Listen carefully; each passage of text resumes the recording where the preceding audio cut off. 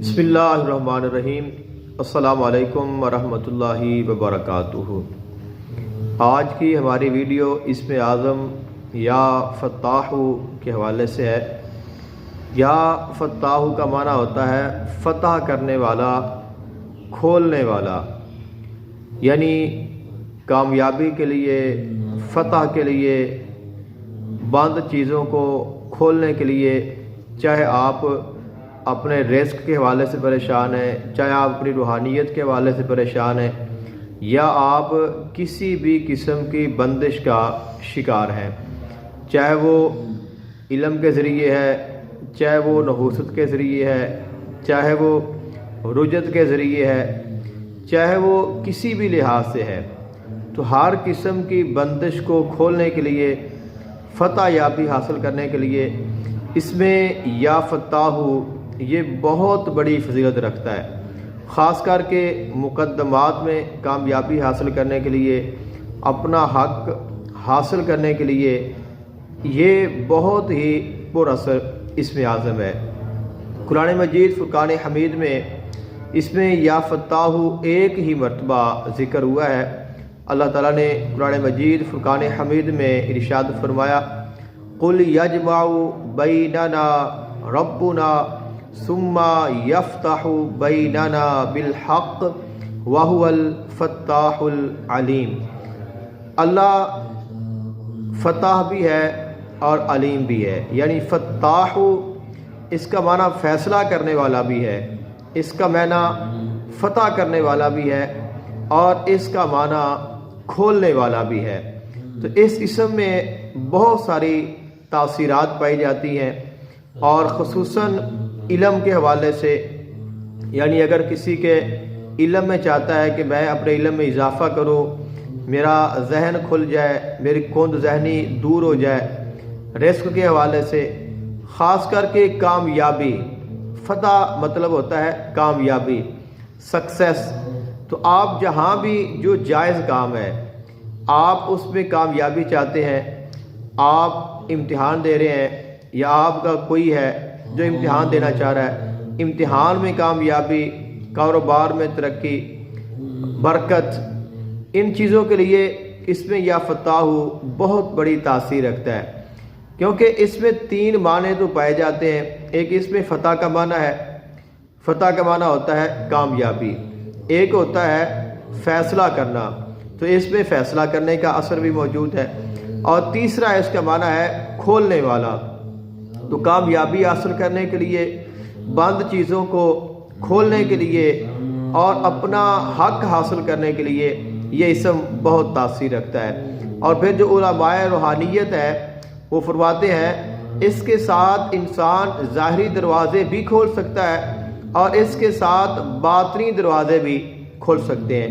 ظاہری دروازوں سے مراد یہ ہے آپ کا رزق ہے۔ سب سے بہترین جو چیز ہے اس میں وہ یہ ہے کہ رزق کے دروازے کھولنے کے لیے انسان کے لیے پریشانی ہے، اس کے اسباب میں پریشانی ہے، اور اس کے لیے سبب پیدا نہیں ہو رہے، تو اس کے لیے یہ بہت ہی پر تاثیر ہے۔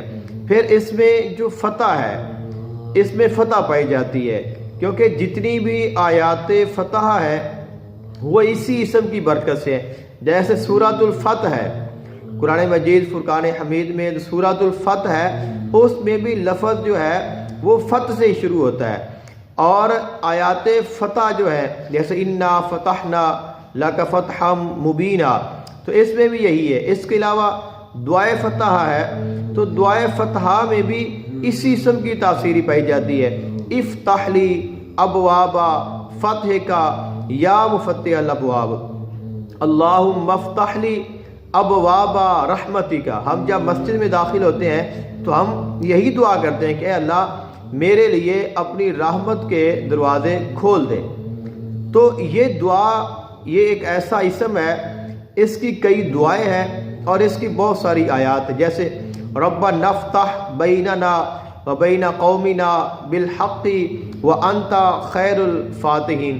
تو مقدمات میں کامیابی کے لیے، کیس کامیابی کے لیے، اور اس کے علاوہ اپنا حق حاصل کرنے کے لیے یہ آیت بڑی پر تاثیر ہے۔ اس کے علاوہ نصر من اللہ و فتح قریب، کہ اللہ تعالیٰ کی مدد اور فتح بہت قریب ہے، تو اس میں بھی اسی کی تاثیر پائی جاتی ہے۔ تو یہ ایک ایسا اسم ہے جس کی فضیلت اور جس کی تاثیر بہت زیادہ ہے۔ یہ تمام دعائیں الگ الگ ہیں، لیکن ان تمام میں جو تاثیر ہے وہ فتح کی ہے۔ اس میں الفتاح کی تاثیر اس میں پائی جاتی ہے۔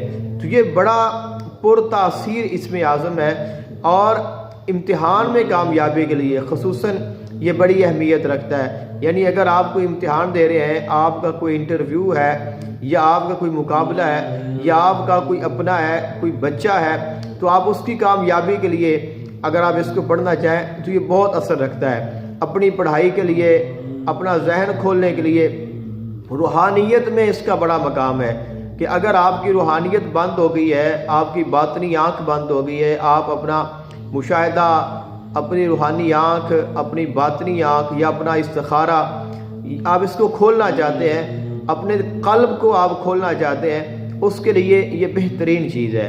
جب اس کو پڑھا جائے تو اس کے ساتھ ہر چیز کھلتی جاتی ہے۔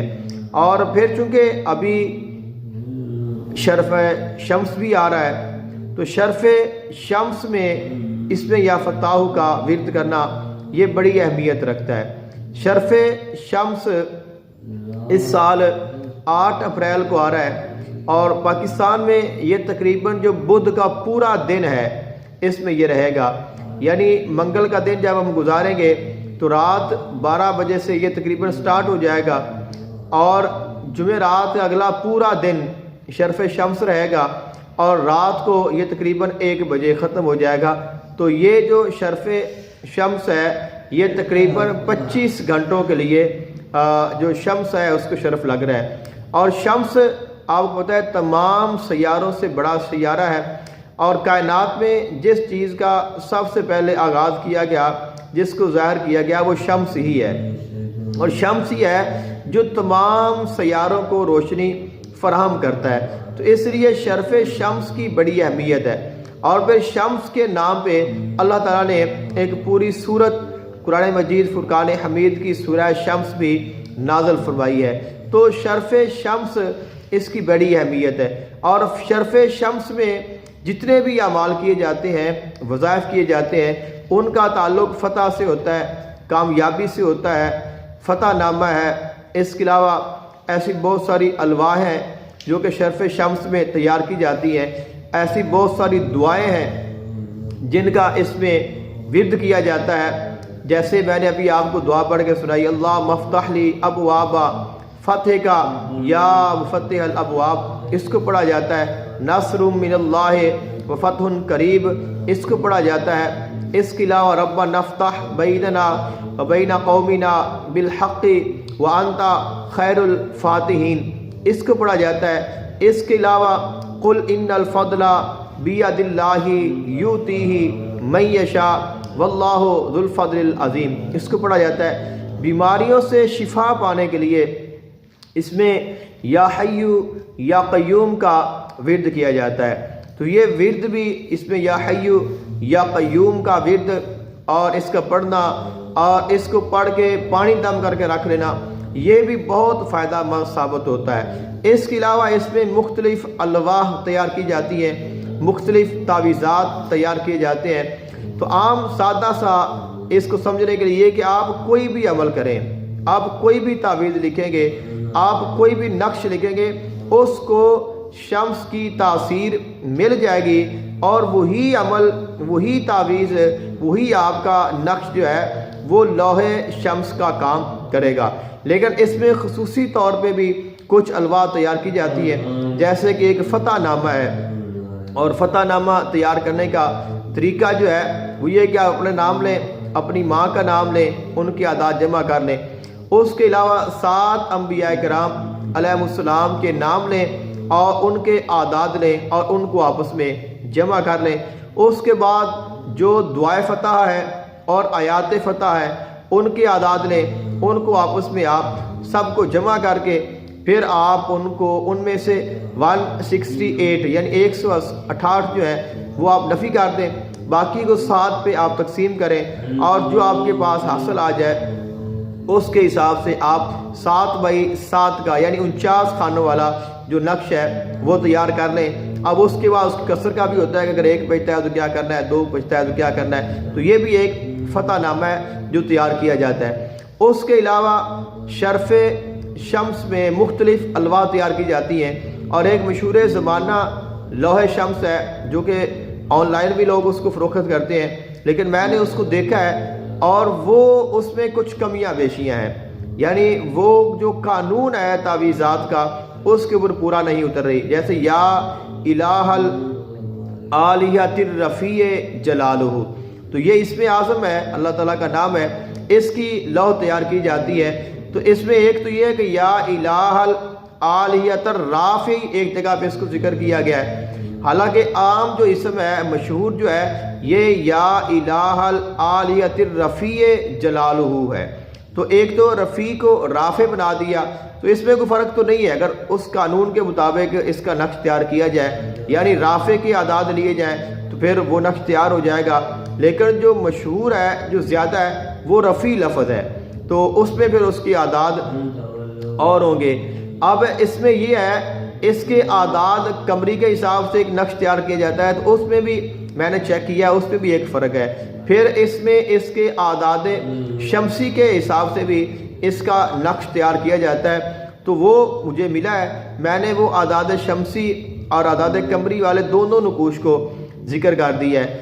اور اب اس کے بعد جو بیک گراؤنڈ بھی عبارت لکھی جاتی ہے وہ بھی ایک نقش ہے، جو کہ نقش کی ایک فرنٹ پہ ہوتا ہے اور ایک اس کی بیک سائڈ پہ ہوتا ہے، اس کو لکھا جاتا ہے۔ اور اس میں بھی ایک بات ہے وہ یہ ہے کہ جو موکلات کے نام ہیں ابرسا، صبرسا، سارسا، سوراسا، ان میں بھی اختلاف ہے، تو کہیں تو سب میں سواد ہے، کہیں سب میں سا ہے، اور کہیں کسی میں سواد ہے کسی میں سا ہے، تو یہ بھی ایک بنیادی فرق ہے جو کہ پایا جاتا ہے اور جس کو عاملین نہیں سمجھتے ہیں۔ تو اس لیے آپ اس کو تیار خود بھی کر سکتے ہیں، دوسروں سے بھی کروا سکتے ہیں، لیکن یہ تسلی کر لیں کہ آپ جو لوح خرید رہے ہیں، آپ اتنا پیسہ خرچ کر رہے ہیں تو آپ کا ضائع نہ جائے۔ یہ نہ ہو کہ آپ لوح بھی خرید لیں، پیسے بھی خرچ کر لیں، لیکن اس میں قانونی طور پہ کچھ کمی بیشی ہو یا اس کے اوپر وہ پورا نہ اترتی ہو، تو اس سے بہتر ہے کہ آپ خود ہی شرف شمس میں کوئی اسم، کوئی دعا، آپ اس کا وظیفہ کر لیں، اس کی پڑھائی کر لیں، کسی بھی نقش کے آپ عامل ہیں، آپ کو اجازت ہے آپ اس کو لکھ لیں تو آپ کو اس کی تاثیر مل جائے گی۔